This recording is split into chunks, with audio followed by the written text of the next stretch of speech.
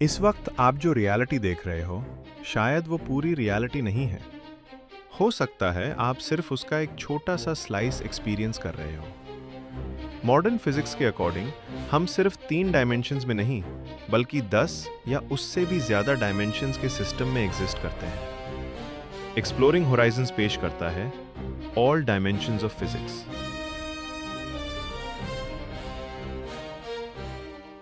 और आज हम बिना हैवी मैथ्स बिल्कुल सिंपल लैंग्वेज में समझेंगे डायमेंशन क्या होती है, हायर डायमेंशंस का मतलब क्या है, और क्या हम सिर्फ रियलिटी का सरफेस देख रहे हैं। डायमेंशन का मतलब होता है मूवमेंट की फ्रीडम। 0 डायमेंशन सिर्फ एक पॉइंट होता है, कोई डायरेक्शन नहीं, कोई मूवमेंट नहीं। 1 डायमेंशन में सिर्फ एक लाइन होती है, या तो आगे या पीछे। 2 डायमेंशन एक फ्लैट सरफेस होती है, जैसे कागज, जहां लेफ्ट, राइट और अप डाउन पॉसिबल है। 3 डायमेंशन हमारी रियल दुनिया है, जिसमें हाइट, विड्थ और डेप्थ होती है। हम इसी दुनिया को कंप्लीट रियलिटी समझ लेते हैं, लेकिन फिजिक्स के लिए यह सिर्फ बिगिनिंग है। जब साइंटिस्ट ने यूनिवर्स को डीपली स्टडी किया तो कुछ प्रॉब्लम सामने आई। ग्रेविटी बाकी फोर्सेस के मुकाबले इतनी वीक क्यों है? पार्टिकल्स रैंडमली बिहेव क्यों करते हैं? यूनिवर्स इतना फाइनली ट्यून्ड क्यों लगता है? यहीं से आइडिया आता है, शायद हम पूरी रियलिटी देख ही नहीं रहे। जब 3 डायमेंशंस में इक्वेशंस फेल हो जाती है तो फिजिक्स उनमें एक्स्ट्रा डायमेंशंस ऐड करती है। और इंटरेस्टिंग बात यह है कि जैसे जैसे डायमेंशंस ऐड होती है, मॉडल्स ज्यादा एक्यूरेट होते जाते हैं। 4th डायमेंशन होती है टाइम। हम स्पेस में इधर उधर जा सकते हैं, लेकिन टाइम में सिर्फ एक डायरेक्शन अलाउड है, आगे। टाइम को डायमेंशन इसलिए माना जाता है क्योंकि बिना टाइम के कोई प्रोसेस, कोई मूवमेंट एग्जिस्ट ही नहीं करता। आइंस्टाइन के स्पेस टाइम कॉन्सेप्ट के अकॉर्डिंग स्पेस और टाइम अलग चीजें नहीं हैं। ये एक ही फैब्रिक का पार्ट है, स्पेस टाइम। इसी वजह से ग्रेविटी एक फोर्स नहीं, बल्कि स्पेस टाइम का बेंड होना है। अब यहीं से बात थोड़ी अनकंफर्टेबल हो जाती है। 5th डायमेंशन कहता है हर डिसीजन से एक नई पॉसिबल रियलिटी बनती है। एक डिसीजन, एक यूनिवर्स। दूसरा डिसीजन, दूसरा यूनिवर्स। हम सिर्फ एक ब्रांच पर चल रहे हैं, लेकिन बाकी ब्रांचेस भी एग्जिस्ट कर सकती हैं। 5th डायमेंशन को एक ट्री की तरह समझा जा सकता है, जहां हर ब्रांच एक वैलिड यूनिवर्स है और हर ब्रांच फिजिक्स के रूल्स फॉलो करती है।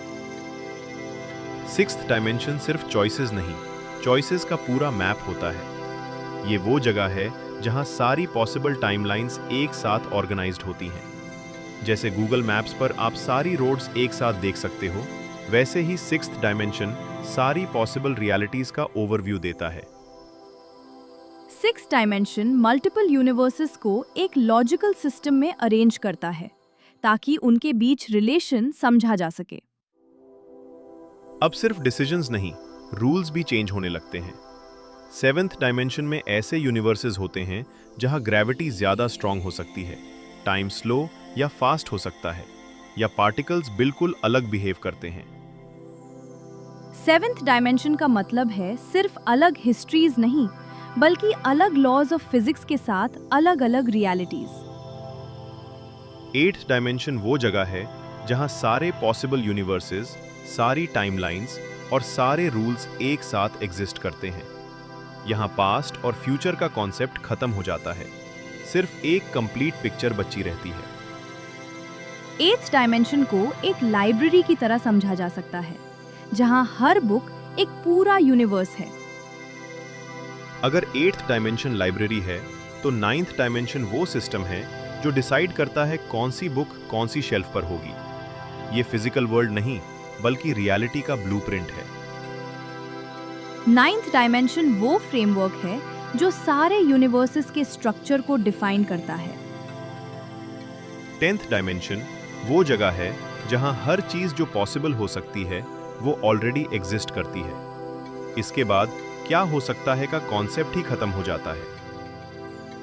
10th डायमेंशन एक थियोरेटिकल बाउंड्री है, जिसके बाहर फिजिक्स के पास डिफाइन करने के लिए कुछ नहीं बचता।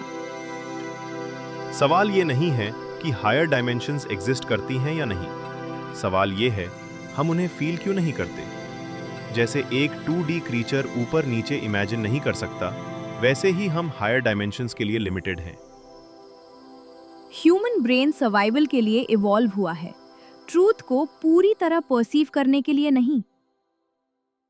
ग्रेविटी का वीक होना, क्वांटम रैंडमनेस और यूनिवर्स का फाइन ट्यूनिंग, हो सकता है ये सब हायर डायमेंशंस के इफेक्ट्स हों। हो सकता है हम सिर्फ एक डीपर रियलिटी का सरफेस देख रहे हों। शायद हम सिर्फ 3D बीइंग्स नहीं, बल्कि एक बहुत बड़ी मल्टी डायमेंशनल सिस्टम का छोटा सा हिस्सा है। और जब साइंस और आगे बढ़ेगी, शायद हम ये रियलाइज करें, हम सिर्फ यूनिवर्स में नहीं, डायमेंशंस के बीच एग्जिस्ट कर रहे हैं।